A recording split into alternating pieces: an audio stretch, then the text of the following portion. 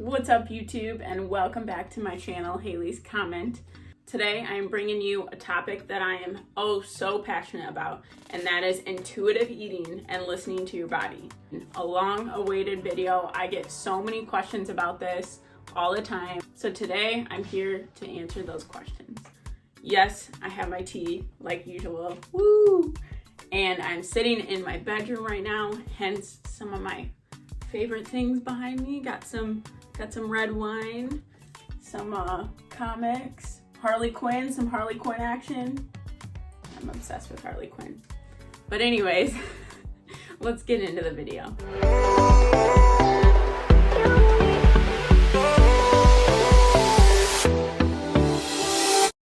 Intuitive eating, what is it? I have my little notes here, so if I'm looking down, that's why. I think this should be a tea time.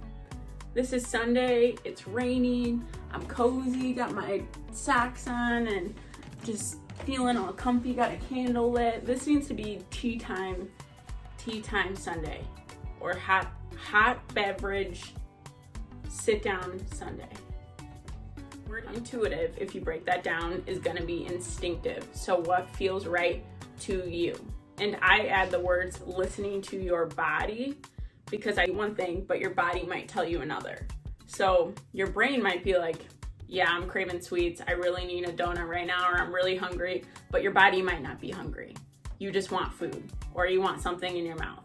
We all have signs like our tummy gurgles and we're hungry, or our mouth is parched, genuinely feel thirsty in our mouth.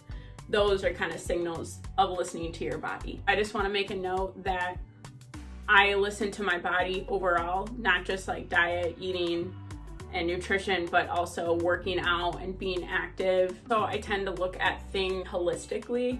This is simply just my perspective. I'm not a nutrition expert or a personal trainer or anything like that. I'm just a college student that has been involved and passionate about health and nutrition for like 6-7 years now. I have done some research over the years and taken some courses on nutrition and exercise in college, but like I said, this is just my perspective today, what works for me, how I view things. So intuitive eating, not tracking your macros or not counting calories, simply just consuming foods that you genuinely enjoy and your body genuinely wants. I personally could never count my calories. I have used some of the apps like LifeSum, I forget what the other one is, where you put in exactly what you eat and the amounts of what you eat, and I have done that for a couple weeks. A sense of what that calorie intake looks like, and I always have like staples in my diet, like I'll eat oats or eggs and whole wheat toast every day. Like I have certain foods that I know the calories of, if that makes sense. And that I never track calories or macros. I would genuinely not enjoy eating, and I would not have a healthy relationship with food personally if I did that. In my eyes, that's too restrictive for me, and I like to be creative with my food, and I like to feel good when I eat. I don't want to think to myself, I haven't hit my protein goal today, I need to eat this chicken even though I'm not craving chicken. If my body needs protein, it's gonna let me know, and I'm gonna crave protein. Like for me, I always crave eggs for some reason.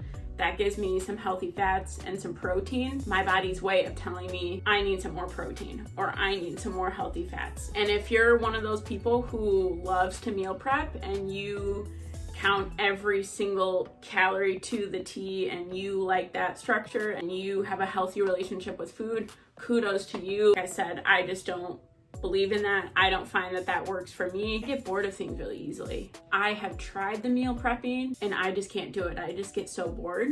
It's like the same meal 3 days in a row. I love to make like hot food on the spot that day. I might have some of the same staples each day, but my diet is very diverse. And that's another thing about intuitive eating and listening to your body, is I think it incorporates so much more diversity and variety in your nutrition. I mentioned fueling your body. At food as fuel. Do I want to fuel my body with healthy fats and protein and good vitamins and minerals and feel good? Or do I want to fuel my body with bad fats, empty calories, processed foods and sugars, and I'm gonna feel gross. No, I don't wanna do that. And with that being said, don't overfuel your body or overeat. It's actually good to feel hungry. It's not good to eat food when you're genuinely physically not hungry. Eat until you feel satisfied. Satisfied is a good word because that's kind of the midline. Everyone knows what it's like to be full.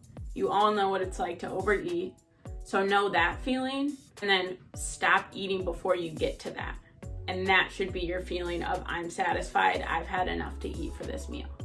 Try sitting down, thinking to yourself, am I hungry right now? Take a mental note of, is my stomach growling? Am I physically salivating for food, or is it just my brain telling me I should eat something? Oh, so important. I cannot stress it enough.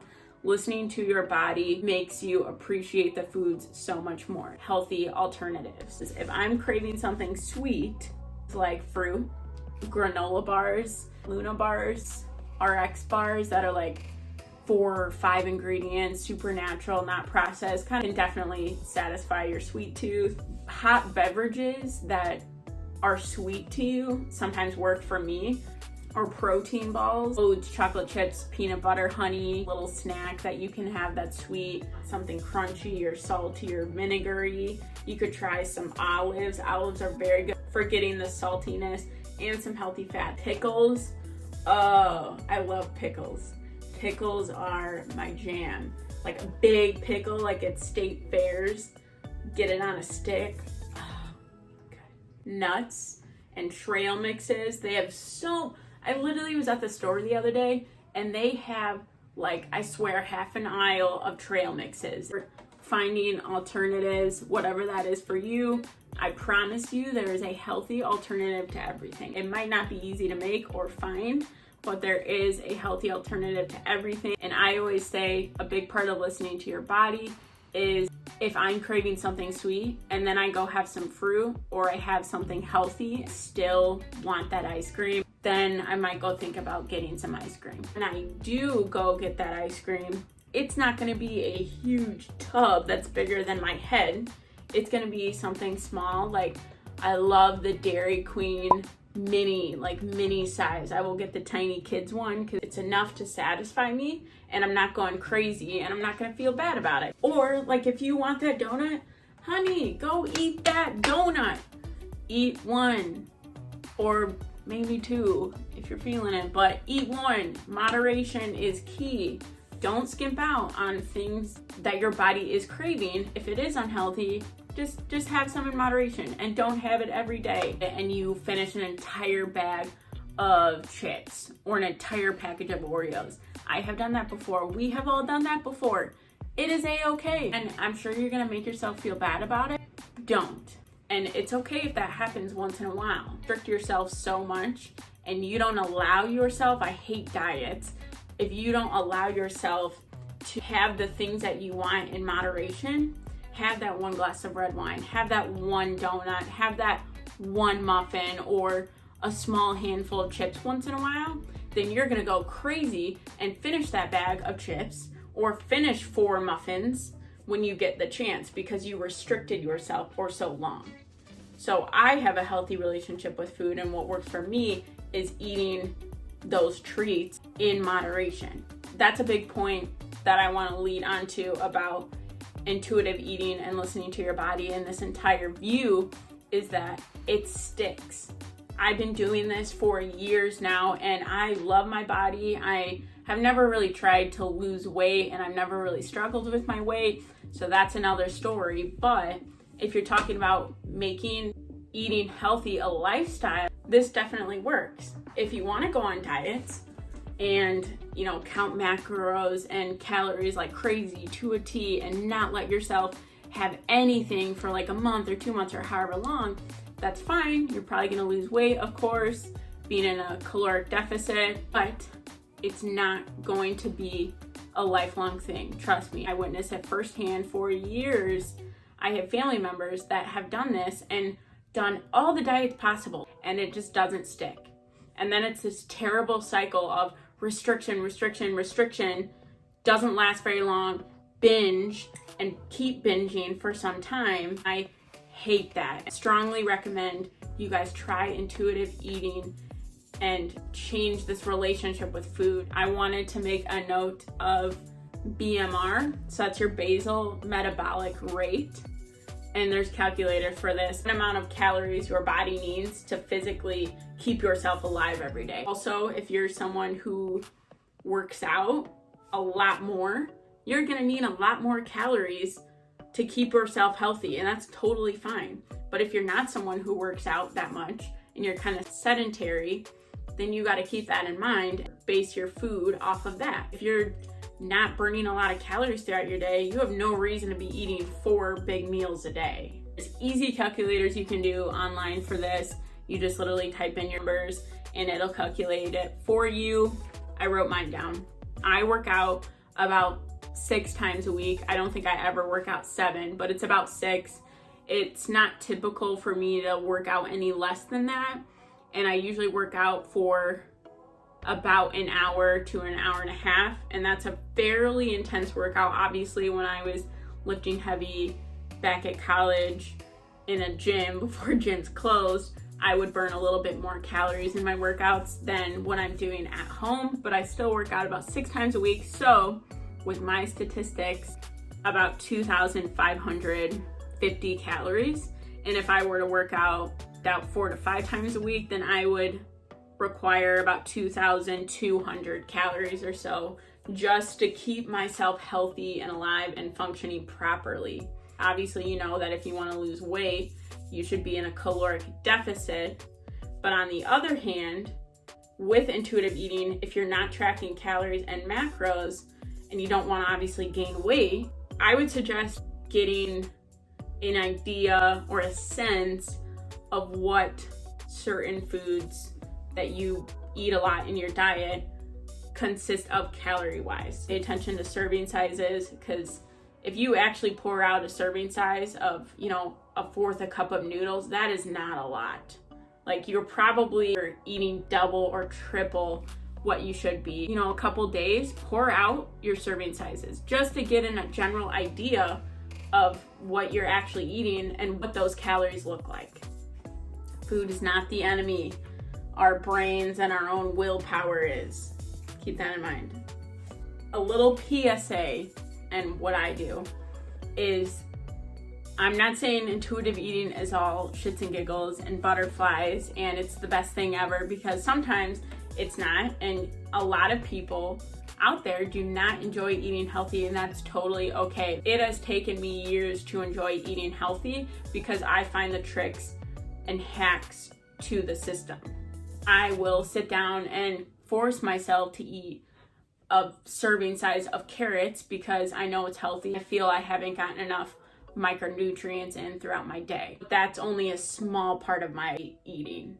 So I don't force myself to eat healthy all the time because I genuinely enjoy eating healthy in the foods I eat most of the time. So some foods that I really enjoy eating that are healthy, that make me feel good, it's like Asian teriyaki salmon with asparagus and rice. Black bean burgers, you can like buy like already made ones that are pretty healthy and natural at the store. Eggs, I already said I'm obsessed with eggs. I'll do eggs and like whole wheat toast because you know I love my carbs and I do not skimp out on my carbs, and I'll eat that almost every day, or I'll eat oatmeal. I'm not a big salad person, but salads, you can get a lot of micronutrients in and different veggies in one sitting.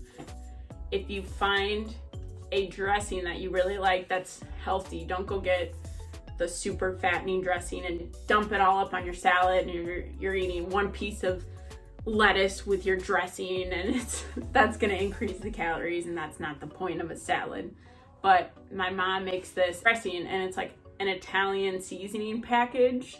You mix it with like some olive oil and like a little bit of vinegar, I think, and it is bomb. And I love eating that salad. Find salads that you enjoy eating. Kodiak cake pancakes with blueberries or fruit is the bomb. Today is Sunday, it's rainy. I was all cozy in my sweatshirt and I made some Kodiak cake pancakes. The best feeling ever. Doesn't love pancakes. And it's healthy. I'm a genius. Last thing I want to talk about today, getting down to business, the nitty gritty about alcohol. Yep, I said it. Whether you're underage, of age, overage, we all drink it. So for many of you that might not be aware of calorie content in certain alcohols, I will post a little slide after this clip of some common beers, wine, and liquors and what their calorie content is. Cue that right now. Alcohol is tricky business because it tastes good. We all like alcohol. It makes us feel great and fuzzy and warm inside.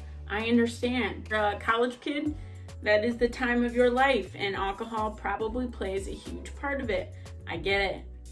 But alcohol is very high in calories, and I always say the word empty calories because alcohol, besides red wine and antioxidants, alcohol does not do anything for you. It's in as straight glucose, or you can kind of think of that as straight sugar. What a lot of people don't realize is when you consume alcohol, you're gonna have to add that calories to all the food and beverages that you've consumed throughout your day. So what does that mean? Well, let's go back to the numbers, right? So 500 calories for me to fuel my body enough to work out 6 to 7 times a week and be healthy and functioning. Let's say I meet that goal. If I'm consuming more calories than I need, more than not, or a couple times a week, whatever, then I'm going to gain weight, period.